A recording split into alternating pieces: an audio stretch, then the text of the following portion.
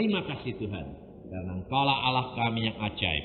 Dalam nama Tuhan Yesus, kami mohon semuanya ini, dan Engkau urapi kami satu demi satu untuk mendengar firman-Mu yang hidup. Terima kasih Bapa. Haleluya. Amin. Silakan dulu. Saudara-saudara yang kasih dalam Tuhan, mari kita buka firman Tuhan di dalam Lukas pasal 18 ayat pertama sampai dengan ayat yang ke-8. Lukas 18 ayat pertama sampai dengan ayat 8. Demikian firman Tuhan.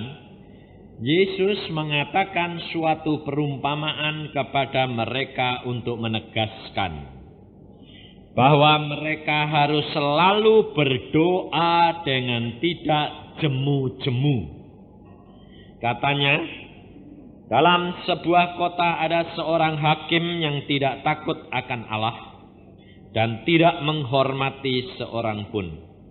Dan di kota itu ada seorang janda yang selalu datang kepada hakim itu dan berkata, "Belalah hakku terhadap lawanku." Beberapa waktu lamanya hakim itu menolak. Tetapi kemudian ia berkata dalam hatinya, "Walaupun aku tidak takut akan Allah dan tidak menghormati seorang pun, namun karena janda ini menyusahkan aku, baiklah aku membenarkan dia, supaya jangan terus saja ia datang dan akhirnya menyerang aku." Kata Tuhan, "Camkanlah apa yang dikatakan hakim yang lalim itu. Tidakkah Allah akan membenarkan orang-orang pilihannya yang siang malam berseru kepadanya? Dan adakah ia mengulur-ngulur waktu sebelum menolong mereka? Aku berkata kepadamu, ia akan segera membenarkan mereka. Akan tetapi, jika Anak Manusia itu datang, adakah ia mendapati iman di bumi?" Firman Tuhan demikian jelas, saudara. Dikatakan oleh Tuhan bahwa apakah jika Anak Manusia datang, adakah ia mendapati iman di bumi? Sekarang ini kedatangan Tuhan, tanda-tanda sudah mendekati akan akhir zaman. Tetapi kenyataan, iman orang Kristen tidak lama tidak tambah naik, tetapi tambah lama tambah merosot. Karena firman Allah sudah berkatakan, adakah Anak Manusia nanti kalau datang dia mendapati iman? Ini loh saudara. Kenapa doa saudara tidak didengar? Bertahun-tahun, tadi salah satu ibu menyaksikan 30 tahun berdoa. 10 tahun apa? Hah? 30 ya?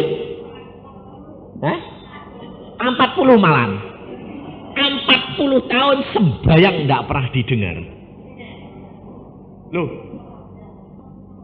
Oh, 40 tahun pisah ranjang, tapi sembayangnya kalau tidak salah 30 kok tadi kok ya. Betul, Kak. 30 tahun sembayang tidak pernah didengar. Loh.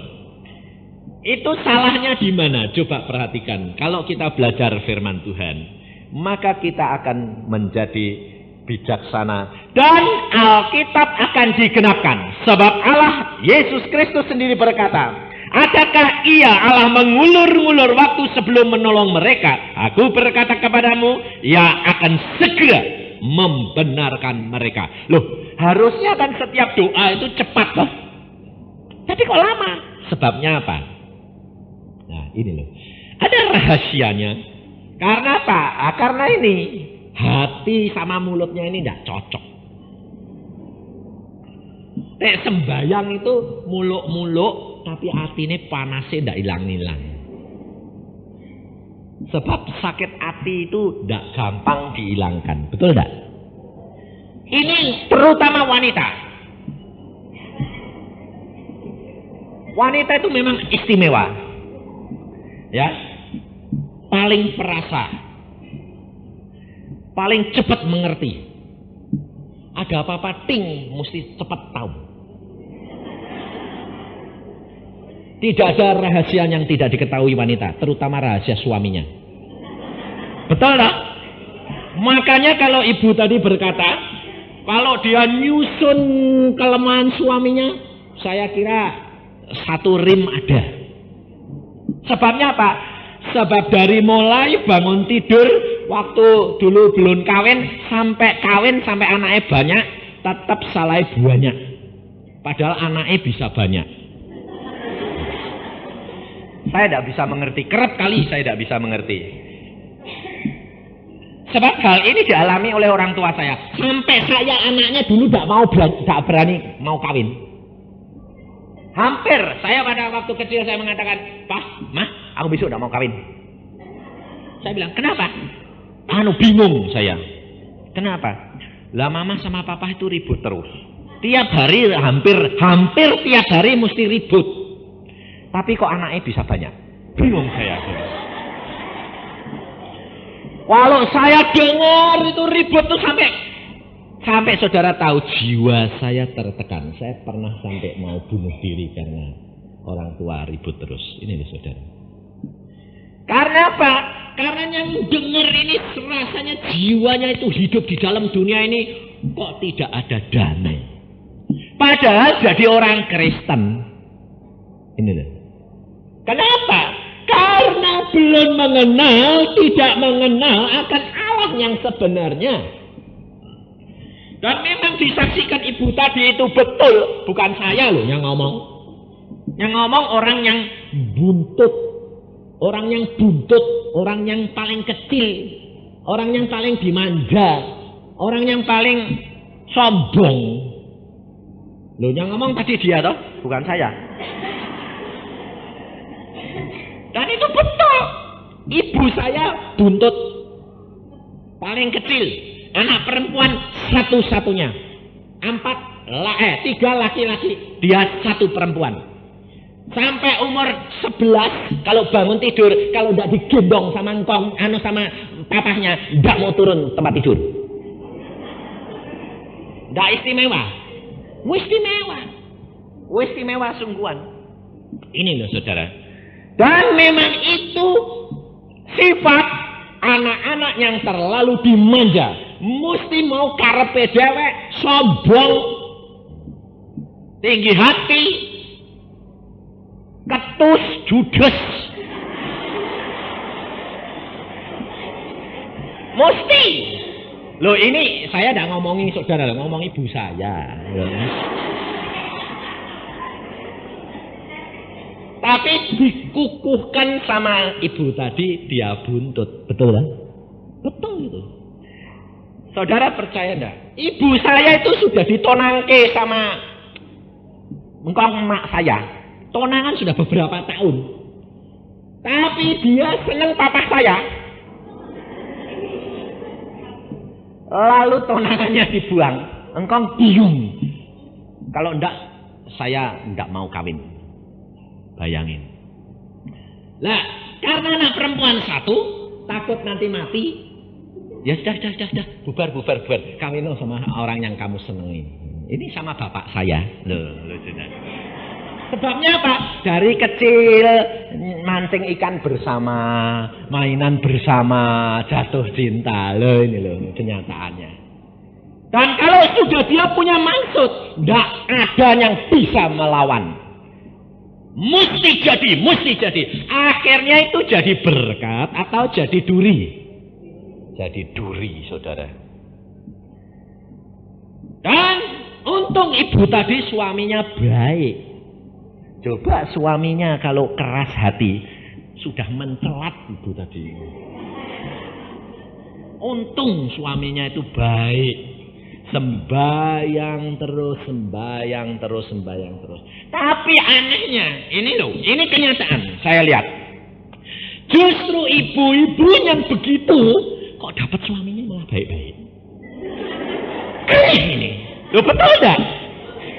Yang ibu-ibu ini yang baik nurut, suaminya malah galak kayak macan. Wah, malah ditinggal. Sampai saya bilang sama Tuhan terus terang, Tuhan, lambok orang yang galak-galak, yang sombong-sombong itu loh, dapat suami yang galak gitu loh, pasti mencelat, betul lah. Tapi kok dapat suaminya kok mesti baik, anak Tuhan dan mendoakan, kenapa sih Tuhan? Saya bilang gitu. Lalu Tuhan mengatakan, kamu tahu apa yang dijodohkan Allah itu pasti cocok. Karena Allah tidak pernah menghendaki orang itu masuk neraka. Karena apa? Kalau ibu-ibu baik suaminya malah nakal, akhirnya bisa ditinggal karena ibu itu terlambat berdoa. Ini soalnya. Terlambat mengenal kuasa Allah. Tapi kalau ibu-ibu yang karepe dewek, yang sombong, yang judes, yang tuh suaminya itu mengenal Allah. Karena apa? Dia berhak menetapkan langkah-langkahnya. Tapi perhatikan, ini peringatan, kesaksian ibu tadi itu baik sekali. Karena apa? Ini peringatan. Kalau ibu-ibu yang buntut, yang judes, yang galak, kalau tidak cepat-cepat bertobat, hati-hati. Nanti telat, bubar kamu. Tidak dapat apa-apa. Sebab ingat, perhatikan. Sebab ada waktunya. Kesabaran Allah pun ada batasnya. Saya pernah mendoakan seorang, saya mengatakan, Tuhan, itu orang ini suaminya baik, istrinya kok begini, saya doakan terus Tuhan. Kenapa? Tuhan mengatakan apa? Hati-hati, saya sendiri takut. Kalau dia tidak mau bertobat, ya boleh menikmati dunia ini, tapi surga dia tidak akan dapat. Waduh, saya kaget. Loh, kenapa Tuhan? Justru orang-orang yang tidak mau bertobat itu kok kamu kasih berkat berlimpah-limpah. Iya, kalau tidak gitu kasihan Yusa. Nanti di surga dia tidak nikmati, masuk neraka, di dunia dia tidak nikmati dunia. Kan kasihan. Ini loh saudara, hati-hati. Kalau kebanyakan berkat, belum tentu itu berkat dari Allah. Belum tentu itu merupakan pintu gerbang masuk surga. Tetapi itu peringatan. Ini. Karena ternyata harta itu banyak yang menyebabkan manusia itu masuk neraka. Saya pernah katakan, saya baca koran, seorang ibu main macok menang jutaan di Hong Kong, saking senengnya keluarganya dipanggil, dia ketawa hahaha, saking senengnya jantungnya mandek. Dan akhirnya dibawa ke rumah sakit terus mati. Ini cocok dengan firman Tuhan yang mengatakan engkau kalau diberkati banyak, hati-hati. Karena Tuhan mengatakan, hai manusia, jiwamu malam ini pun diambil. Engkau kumpulkan harta benda untuk siapa? Tetapi kalau kita mendengar firman Tuhan dan melakukan, untungnya apa? Ibu saya pintar baca Alkitab. Tiap hari baca Alkitab. Dari kejadian wahyu. Dia cinta Tuhan luar biasa. Akhirnya dirubah Tuhan. Inilah saudara. Yang dulunya karepe dewek. Waduh, sudah kalau punya maksud itu. Sampai bapak saya bingung. Mbokmu ini dia bilang. Kalau ngomong sampai mantep. Sehingga karep ora iso dikatani. Nah aku bilang, lah salah siapa dulu kok mau kawin mbek wong buntut, saya bilang. Lah dia bilang, lah habis aku tuh yo iso kosok seneng mbek mbokmu tuh bisa kenapa? Papa meneh luar biasa. Tunangannya orang diambil lagi aku meno. Sudah punya tunangan kok disenengi aku meno. Ya aku ya seneng, tapi wong aku dulu itu cuma nakal, godho-godho. Kok mbokmu seneng nggak kepencut nah. Ini loh saudara. Tetapi karena dia mengenal Kristus, Dia membaca firman Tuhan setiap hari dan diberkati Tuhan, diubahkan Tuhan dan dicinta Tuhan luar biasa. Sampai akhirnya dia mau mati 3 kali diundur Tuhan. 3 kali diundur Tuhan. Kenapa? Karena cintanya sama Tuhan dan dia minta kepada Tuhan diundur. Luar biasa. Maka dari itu kalau engkau mempunyai percaya iman kepada Tuhanmu dan engkau permintaanmu, doamu tidak akan ditunda-tunda. Tidak. Tapi kalau ditunda mesti ada sebabnya. Sebab tidak tahu, belum bisa mengampuni. Ibu tadi 30 tahun berdoa tidak didengar. Sebabnya apa? Hatinya sama mulutnya berbeda. Tidak sehati. Kalau sudah mau mengampuni, mengucap syukur, melakukan firman, maka mesti segera terjadi. Ini mesti. Dan anehnya Tuhan itu memang sayang sama ibu-ibu wanita luar biasa. Ya toh? Karena apa? Hanya dapat dimenangkan semuanya itu dengan kasih. Demikian juga ibu terhadap suami hanya dapat memenangkan dia dengan kasih dan perbuatan, tapi bukan dengan perkataan. Ibu tadi mengatakan kalau suaminya seandainya berkata begini, bagaimana? Kamu jadi orang Kristen, mesti nanti jadi baik. Kamu turut Tuhan. Suami harus tunduk, istri harus tunduk sama suami. Saya kira ibu tadi yang buntut tadi tidak tambah baik, tambah malah menunjukkan pentungnya. Betul enggak? Ini loh saudara. Tapi suaminya tidak berkata apa-apa. Dia berlutut. Dan Roh Kudus yang menyentuh hati ibu itu. Bukan mulut kita, tapi ibu-ibu bagaimana? Kalau mau berubah baik, coba. Mulutnya bisa diem, tapi hanya berdoa, atau mulutnya turut ngomong. Hah? Lu kok ketawa? Terlalu banyak ngomong. Ini yang menyebabkan. Lalu tidak menjadikan berkat, tapi hati orang itu tambah gengsi. Seorang ibu kalau suaminya selalu ngomong, bikin tembok memisah, gengsi. Karena apa? Harga diri manusia tidak bisa disinggung. Tapi hanya bisa kalau Roh Kudus yang menyinggung dia. Dan Tuhan itu selalu sayang. Kenapa? Yang paling berbahaya apa? Selalu di mana-mana rambut rontok. Setiap wanita takut rambutnya mesti gundul. Ya toh? Di mana-mana itu. Istri saya juga begitu. Tiap hari saya bilang, doakan sih. Kenapa? Rambutku kok rontok, tambah lama tambah tipis. Saya bilang, percaya Allahmu mengatur segala perkara. Tidak usah takut. Saya bilang. Rambutku sendiri ya tipis kok. Aku bilang. Lalu saya ini tipis. Saya sudah berdoa, Tuhan. Jangan rontok sih, jangan gundul sih Tuhan. Saya bilang, kamu nanti tambah kalau ketel, tambah ganteng, orang lain malah bikin pusing. Wah ya Isra, betul, saya bilang. Jadi segala sesuatu itu terima dari sudutnya positif. Bahwa apapun yang Allah berbuat itu baik. Maka hidup kita penuh dengan bahagia. Luar biasa hidup kekeluargaan itu. Di dalam Yesus segala perkara diubahkan, saudara. Maka pada waktu ibu saya dia mau pulang, sudah koma. Komanya tidak 1-2 hari, seminggu. Sebab apa? Gulanya terlalu tinggi. Keliwat tinggi dia tidak tahu. Set, koma dia. Periksa dokter dia kuat. Gulanya terlalu tinggi. Dan koma sudah seminggu.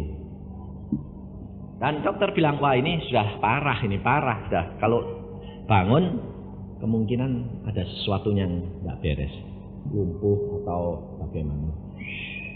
Dan tambah lama tambah mau mati. Akhirnya anak semua dipanggil, semua lihat, saudaranya juga lihat, dah tidak ada harapan.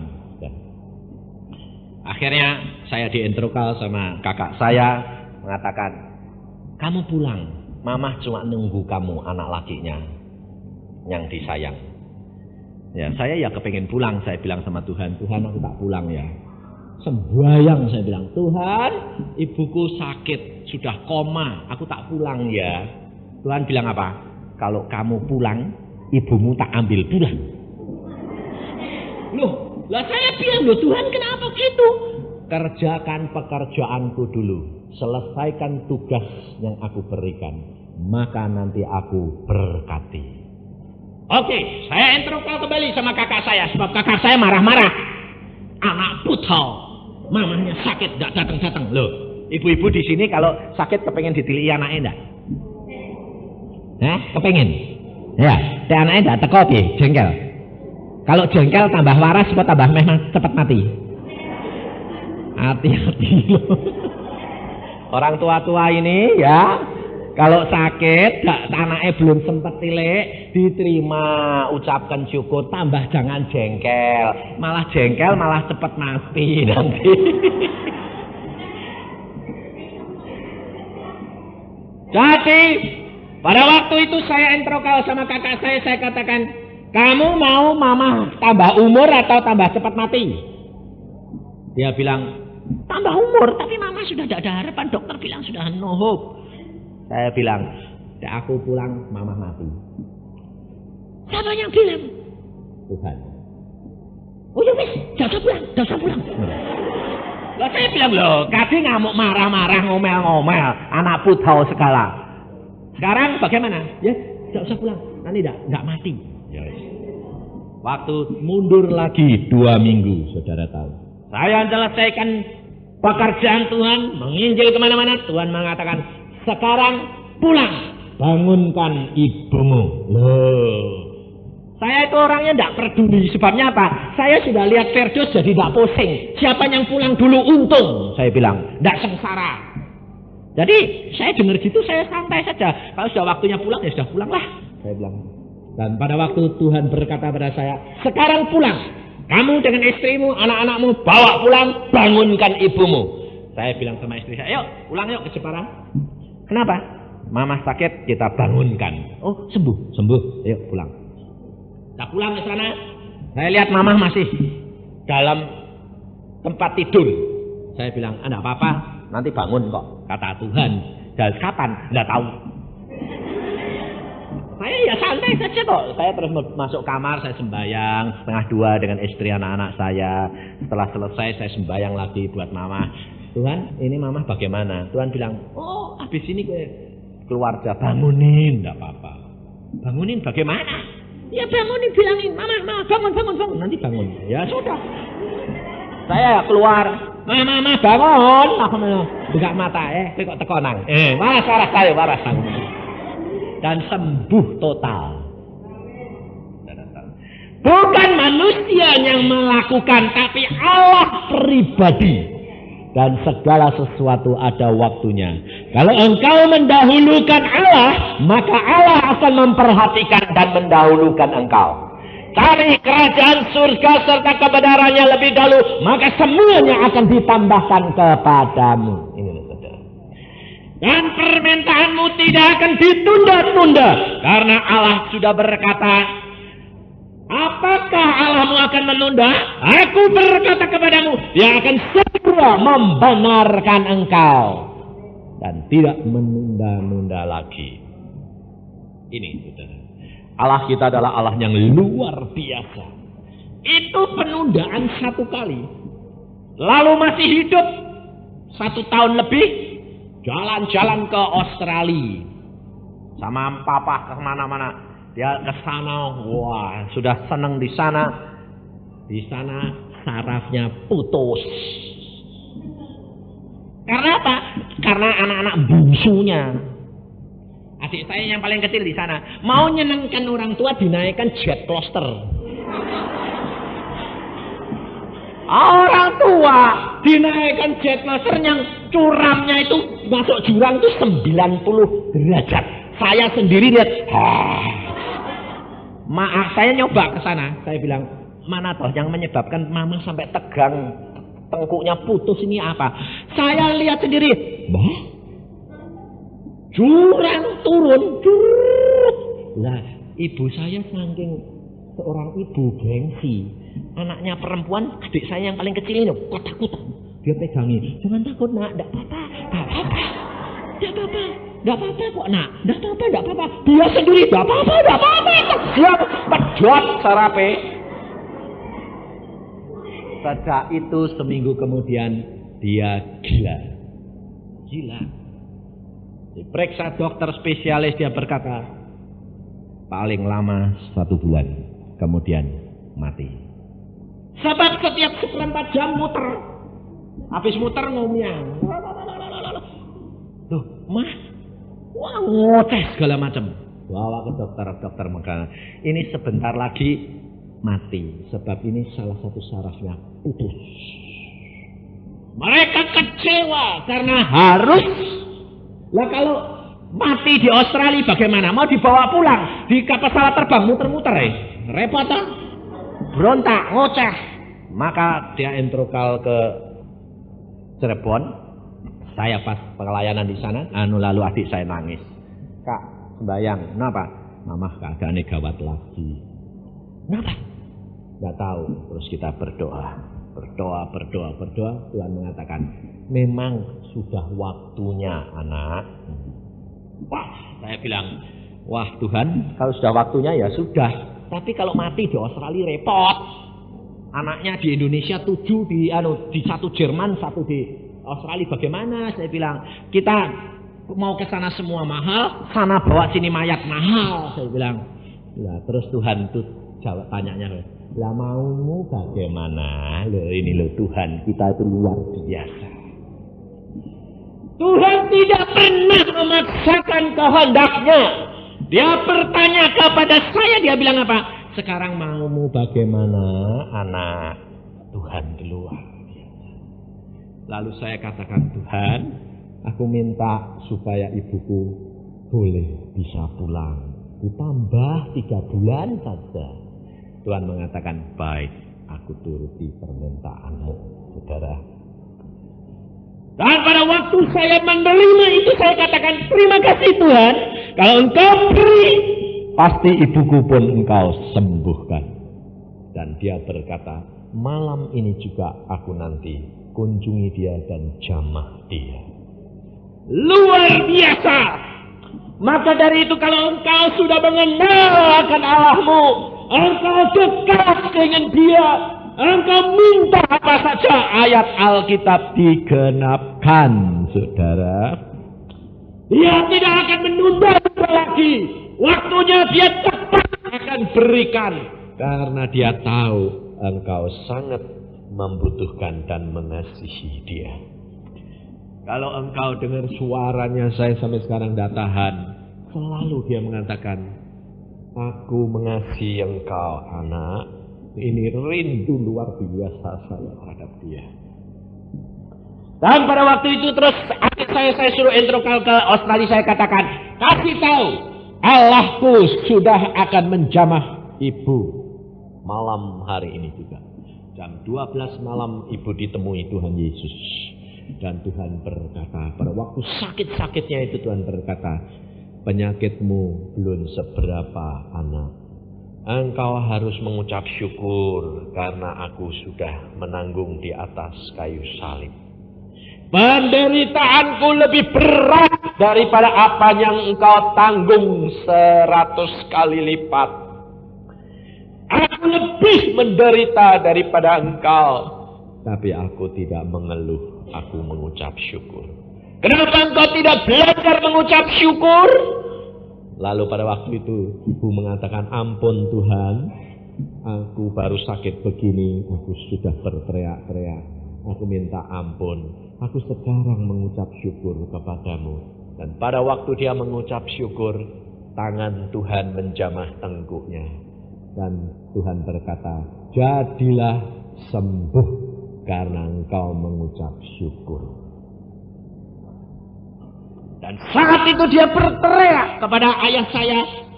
Dia bilang, "Pak, aku sembuh." Mama papa saya pikirnya kumat lagi.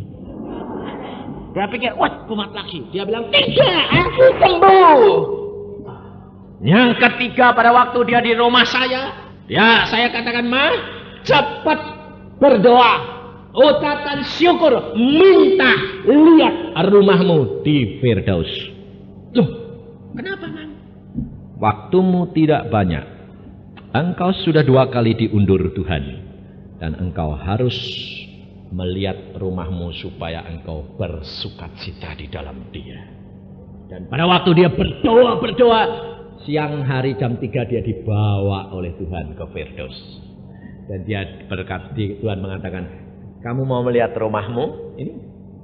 Wah, dia bilang, "Bagus ya Tuhan, indah ya Tuhan." Ya. Kalau engkau menyayangi aku, Alkitab berkata, "Aku sediakan tempat bagimu." Dari permata, dari emas, tergantung daripada engkau mau menurut aku atau tidak. Atau mau dari lalang, mau buat rumah dari lalang, silahkan. Boleh, Tuhan berkata. Tapi ibu saya dia membuat dari permata. Dia mengatakan, "Waduh, bagus sekali rumahku." Dia bangun tidur, dia bilang gini, "Waduh, seneng Pak. Kenapa?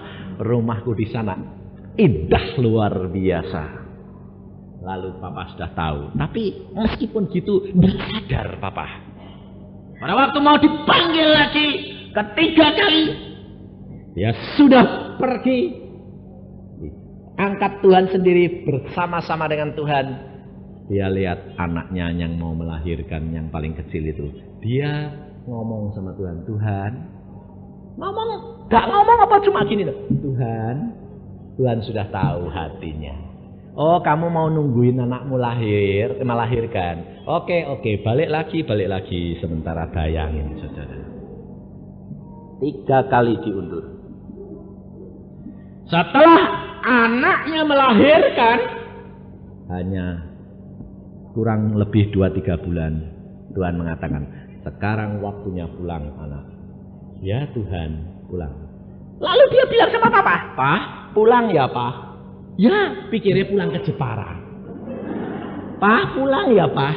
Ya, nanti dek sembuh pulang ke Jepara. Lemas, badannya cuma lemas, tidak sakit. "Mak, lemas, aku kok lemas." Lalu dia bilang, "Pak, pulang aja Pak, aku pulang kok Pak." Iya, pulang. Nanti dek sudah kuat pulang. "Pulang Pak, pulang." Lihat sebentar, pulang sungguh. Saudara, pulang sungguh. Papa tidak bisa terima. Dan dia berontak. Mengapa Tuhan? Akhirnya Tuhan Yesus datang dan berkata, "Engkau mau jadi seperti Allah? Engkau tahu istrimu di sana bersukacita." Lalu dia dengar istrinya berkata, "Tuhan, kalau aku tahu seperti ini, dari dulu aku sudah minta pulang." Tahu? Dengar? Lalu Papa bilang, "Ya Tuhan, ampuni saya." Dia bisa terima dan sukacita. Ini hidup kekristenan. Itu adalah hidup yang penuh dengan kebahagiaan. Baik di sini maupun sampai di sana, itu terjamin. Tetapi perhatikan, saudara punya kesempatan membangun rumah di sana, itu tergantung engkau bayar harganya. Mau dengan permata, mau dengan emas, mau dengan perak, mau dengan tembaga, mau dengan kayu, mau dengan jerami, itu terserah saudara mau bayar harganya berapa. Ini saudara. Tapi kalau engkau mau membayar harga mahal, rumah yang paling indah, Yesus berkata di dalam Alkitab, "Beli daripadaku emas yang sudah teruji." Kita harus bayar harganya untuk dapat yang terbaik. Kita harus berani membayar harganya dengan iman kita. Di dalam Wahyu 3 dikatakan, ayat 18, "Aku menasihatkan engkau supaya engkau membeli daripadaku emas yang telah dimurnikan dalam api, agar engkau menjadi kaya. Loh, ini kaya di dunia atau kaya di surga? Kaya di surga. Nah, banyak orang bilang gini, orang Kristen, oh enggak usah pusing-pusing, di surga sama rasa, sama rata. Itu komunis. Di surga ada orang kaya, orang miskin enggak? Ada. Alkitab yang ngomong, bukan saya. Supaya engkau kaya di surga, beli emas yang dimurnikan dalam api. Artinya, saudara harus punya iman yang tahan uji. Iman yang harus tahan uji. Istri ngomel terus, suaminya ngimani. Terima kasih Tuhan, aku engkau berikan istri yang baik. Istri judes ngomel baik. Tapi suami ini ngimani sungguh-sungguh di dalam hati. Tapi kalau ibu-ibu kalau ngimaninya di mulut tok ya tidak jadi-jadi. Harus diimani, yang tahan uji. Artinya dia sudah berdoa, sudah mengimani, tetapi menghadapi kenyataan begitu, tidak apa-apa, jadi baik, jadi baik, jadi baik sungguh. Tapi kalau ibu yang berdoa 30 tahun, didoakan, pagi ketemu, wah gitu lagi, artinya sakit lagi. Lah itu bukan iman yang tahan uji. Iman yang emasnya bukan emas murni, digodokkan kena api spit luntur. Bikin lagi. Makanya itu kalau emas tidak murni gampang, harganya murah. Tapi engkau harus membayar dengan emas yang murni. Itu adalah iman yang tahan uji, tahan hinaan. Diejek, dihina, tidak menjadi masalah. Maka perempuan yang dikatakan oleh Tuhan Yesus anaknya gila, Tuhan Yesus berkata, tidak layak diambil roti diberikan kepada anjing. Bayangin, Yesus sendiri mengumpamakan orang itu, perempuan itu anjing. Tapi Yesus berkata, Yesus tahu hati perempuan itu tahan uji, imannya itu emas murni. Maka perempuan itu berkata apa? Dia tidak mengatakan, aku bukan anjing. Dia berkata apa? Betul Tuhan, tapi anjing itu dapat remah-remah roti tuannya toh. Yesus berkata, ibu, karena imanmu setan itu sudah keluar. Loh, remah roti cukup untuk mengusir setan. Saudara tahu, firman potongan-potongan daripada firman roti yang hidup ini cukup untuk membuat engkau berhasil. Ucapkan syukur dalam segala perkara. Seremah roti kecil cukup untuk membuat suami, istri bertobat dan diselamatkan. Ini loh saudara. Segala perkara Allah sanggup melakukan hanya dengan remah-remah roti firman Allah yang hidup ini. Engkau dapat melakukan segala perkara karena Yesus berkata, segala perkara dapat terjadi bagi orang yang percaya. Tetapi rahasianya adalah apa? Engkau harus punya beli. Yesus tidak mengatakan ambil, betul lah? Yesus berkata apa di sini? Supaya engkau kalau beli itu bayar enggak? Kalau enggak bayar itu apa? Hah? Utang, curi, ngerampok, macam-macam. Engkau harus beli, artinya engkau harus bayar harganya. Ini loh saudara, ikut Yesus harus setia, setia membaca firman Tuhan, setia taat, disiplin, setia menyangkal diri. Kalau tengah malam ngantuk, dibangunin Tuhan sembahyang. Nanti siang ya Tuhan, siangnya sibuk. Nanti malam ya Tuhan, malamnya ngantuk. Siang lagi ya Tuhan. Kapan bayarnya? Kredit, utang terus. Bayar harganya, disiplin, tekun, setia, tahan hinaan. Yang kedua, dan juga pakaian putih, supaya engkau memakainya agar jangan kelihatan ketelanjanganmu yang memalukan. Ada 3 perkara yang harus dibayar untuk menjadi kaya di dalam kerajaan surga. Iman yang teguh, pakaian putih, artinya hidup dalam kesucian, hidup dalam kekudusan, hidup yang mengasihi, tidak menjadi batu sandungan. Karena kalau kita pakai pakaian putih, maka kita tidak akan kelihatan ketelanjangan kita. Artinya kalau orang telanjang itu malu pada toh. Lah kalau orang yang sudah tidak punya malu apa?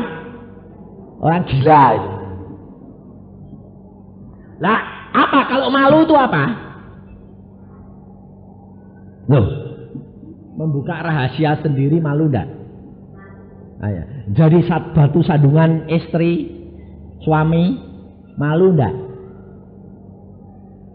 Memalukan Tuhan, saudara-saudara.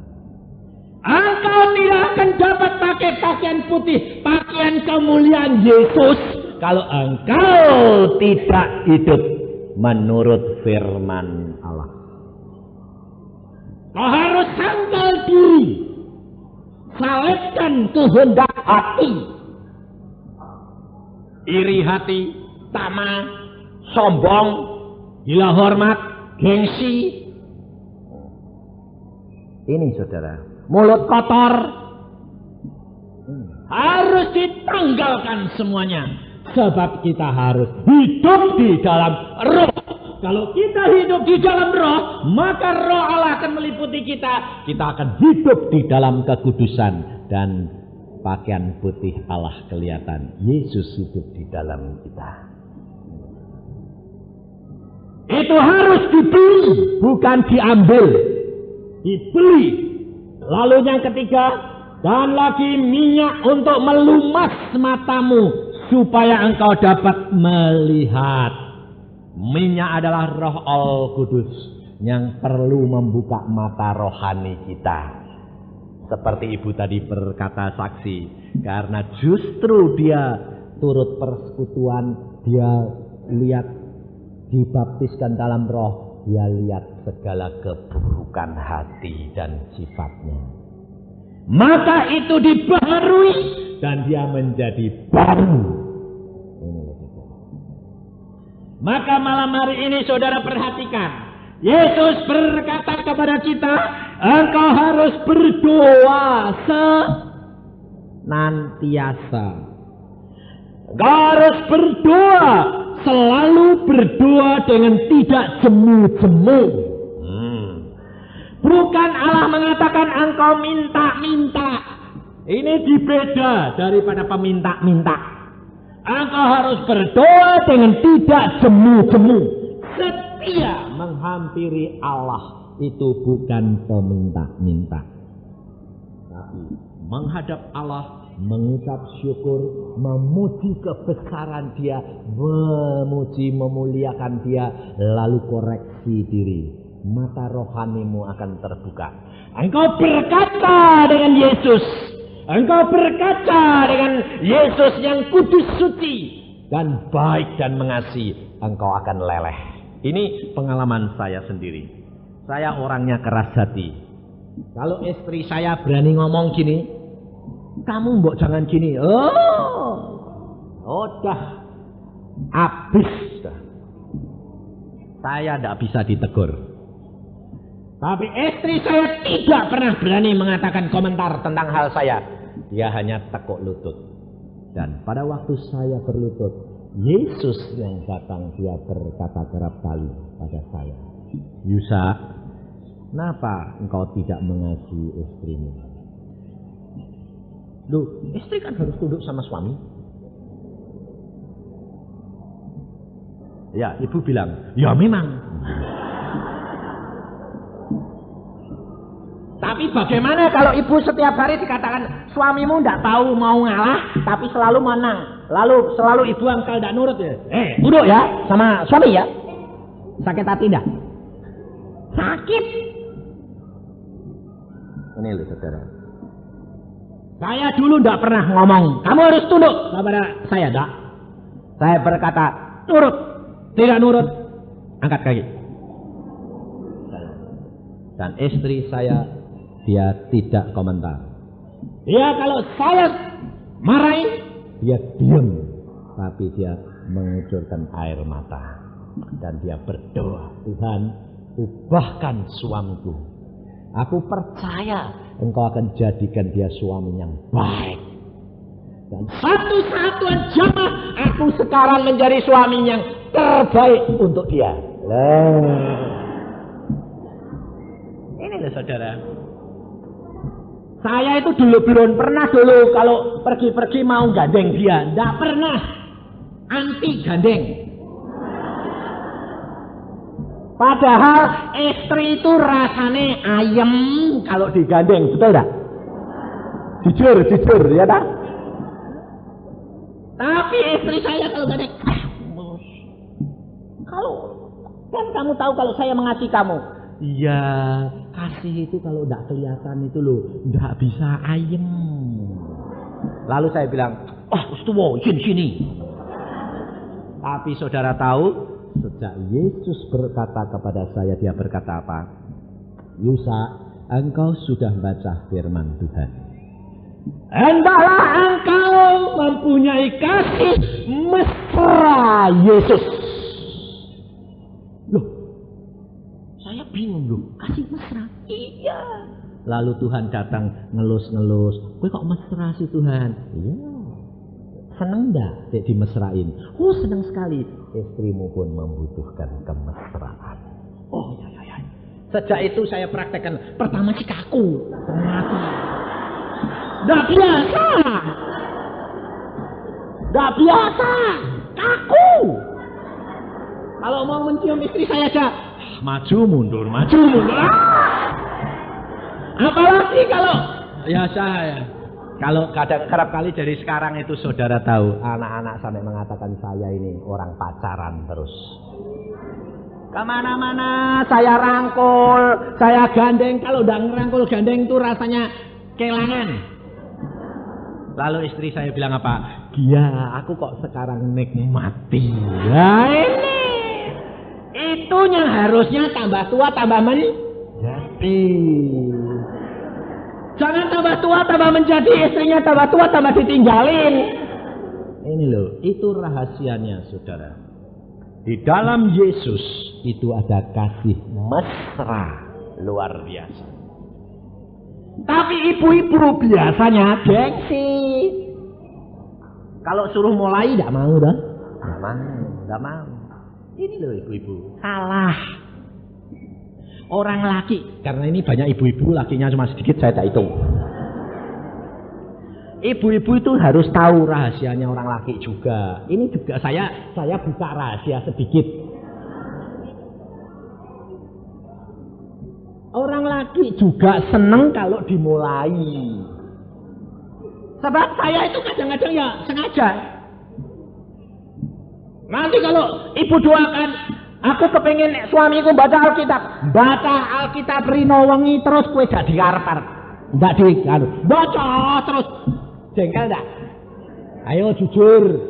Siang malam ndak pernah ngomong mbek kowe baca Alkitab tok. Bingung kowe. Betul tak? Sama saja.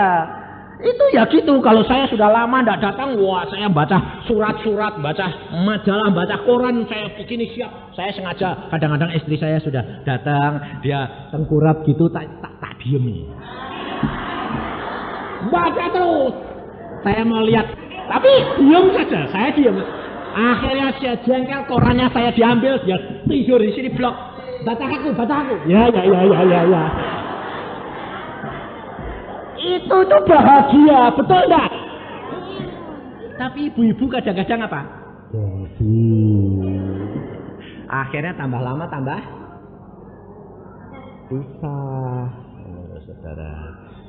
Harga diri kita tidak perlu dipakai di dalam kehidupan kasih dalam Yesus Kristus.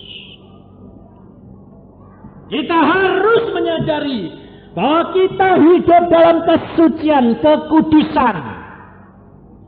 Kenapa suamimu kecantol orang lain? Karena engkau kalah mesra dengan orang lain itu, betul tidak? Loh.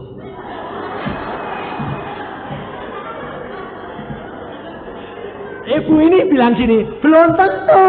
Dia bilang, berarti dia sudah cukup mesra. Tapi suaminya yang tidak puas aku. Nah, salahnya di mana? Dia cukup mesra tapi tidak bersama dengan Yesus. Karena apa? Di dalam kemesraan itu engkau harus melihat kelemahan suami, harus ditengking. Jadi kalau kamu sedang mesraan tidur, dianunya tengkingin. Dalam nama Yesus, roh zina, roh percabulan, roh tertarik wanita lain, dalam nama Yesus, aku patahkan. Loh, jangan buat tengkingin, butuh mangi tangan situ, nanti kue keplok nanti. Numangi tangannya mbak mesra gitu loh, ambil tengkingin tadi. Ini praktekkan, nanti kan engkau melihat Allah kita adalah Allah yang luar biasa. Karena firman Allah sendiri yang mengatakan, kalau ada seorang hakim yang tidak takut akan Allah, hakim yang zalim, tapi ada janda yang datang kepada dia, dan janda ini minta berkata, benarkan persoalanku dengan lawanku, menangkan aku. Apakah ibu-ibu tidak ingin menang? Meskipun kadang-kadang menangnya itu ngawur. Seperti janda ini, betul lah? Ngotot, pokoknya aku menang. Nah, ini kenyataan benar. Seorang ibu di Jakarta, dia ngotot, dia bertelut, dia kumpul. Jadi, ibu ini menderita sekali karena suaminya terlalu nakal. Terlalu nakal. Karena apa? Kumpul kalau dia pergi ke night club itu bagi harta. Persis istrinya ikut pergi ke night club mau minta uang. Suaminya bilang, oh kebetulan kamu datang. Ini ada hostess 2, ya nemenin saya. Kamu minta berapa? 30.000? Ya, hostessnya 50. Bayangin. Sakit hati istrinya. Waktu dapat untung banyak, suaminya bilang apa? Nanti istriku tak bagi. Habis itu saya mau jalan-jalan dengan 2 hostess ke Amerika. Sanggup? Ibu punya suami gitu sanggup enggak? Saya kira kalau ibu-ibu yang anak bungsu langsung ambil tali, malam digantung suaminya ya. Ini loh saudara. Tapi ibu ini dia berjalan di dalam firman. Kasihilah musuhmu. Kasihilah orang yang menyakiti hatimu. Dia kumpulkan ibu-ibu yang sependeritaan. 4-5 orang tiap hari. Seminggu 2-3 kali datang ke rumah dia. Masuk kamar. Berdoa. Saling mendoakan. Menengkingi suami-suami itu. Suatu hari suami ini siang-siang pulang. Pikirnya mau kontrol. Sepi. Pembantunya tanya, mana Nina? Dalam kamar. Apa yang dikerjakan? Sembayang. Telinganya dipasang di ajar, aku ditengking terus. Oh, jadi aku ini kenapa aku ini tidak bisa selalu ada yang mencegah, ternyata ditengkingi terus. Dan saudara tahu, dalam waktu tertentu Allah mendengar, dia menjadi suami yang cintai Yesus. Hostess semua dibuang, dia sekarang pergi kemana-mana, istrinya digandeng terus digandeng. Dia bilang, aku kalau tidak ada istriku, rumah tanggaku kocar kacir. Dan sekarang dia berbahagia. Allah sudah, Yesus sendiri berkata, hakim ini membenarkan janda itu yang setia datang kepada dia. Apalagi Allah Bapakmu yang di surga, yang akan setia membenarkan orang yang berteriak kepada dia siang dan malam. Yang penting adalah bayar harganya, maka engkau akan mendapat semua yang Allahmu sudah sediakan bagimu. Karena Allah itu ya dan amin. Kalau malam hari ini ibu sadar, percaya kesempatan yang diberikan Tuhan itu berharga sekali. Jangan sia-siakan waktumu. Cepat firman Tuhan ini engkau alami dan cepat bertobat. Kalau tidak, kalau nanti Tuhan kirim malaikatmu jemput, engkau tidak ada kesempatan untuk mengundur.